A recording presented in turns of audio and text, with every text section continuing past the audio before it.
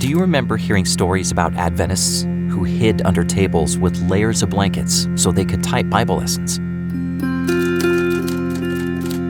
Or about those who braved icy waters to be baptized in secret? A lot has changed in the world over the years.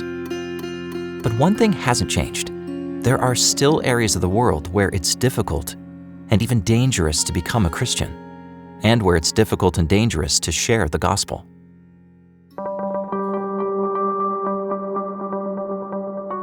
We've gotten used to how fast information travels around the world. Post something online, and you can have immediate responses from halfway around the world. It wasn't always that way. In the late 1800s, it could take more than a month for a letter to travel from the United States to China. It took that long for a ship to make the journey. Today, we can send a message that will be received in seconds. That's great, isn't it? Or is it?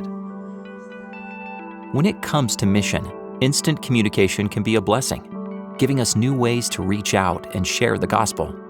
But it can be a problem, particularly in areas where sharing the gospel is illegal or unwelcome. Stories posted online can be seen by anyone, including those opposed to the mission of the Seventh-day Adventist Church. These people can quickly stir up trouble, inform authorities, and shut down our work. We thank God for the wonderful stories of His leading in these regions of the world, and we all love to hear these stories. Yet we have a responsibility not to cause undue problems for Adventist workers and believers on the ground. A simple story made public has the power to put people's lives in danger and stall mission work. That's why we're putting a veil over these stories. When you see a mission story or video labeled Veiled Country or Veiled City, it's because it comes from a place where details are sensitive. This veil will hide the real country or city or real names of people. But we will share as much of the story as possible while protecting people's lives and the church's mission. According to a Pew Research Center study, in 2019, government restrictions on religion reached their highest point since 2007. These restrictions include new laws impacting religious workers and activities, religious communication, and even funds supporting Christian mission work. So for now, veiled mission stories will let us see part, but not all of the picture. We will see that God is still working in people's lives despite opposition, oppression, and even persecution. Of course, we never know which stories and pictures will be posted on the internet, but we are intentional about how much we share.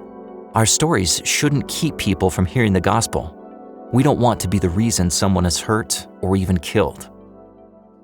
We have faith that God will protect His people, but we have our own responsibility too. So when you see Veiled Country or Veiled City, please understand the reason.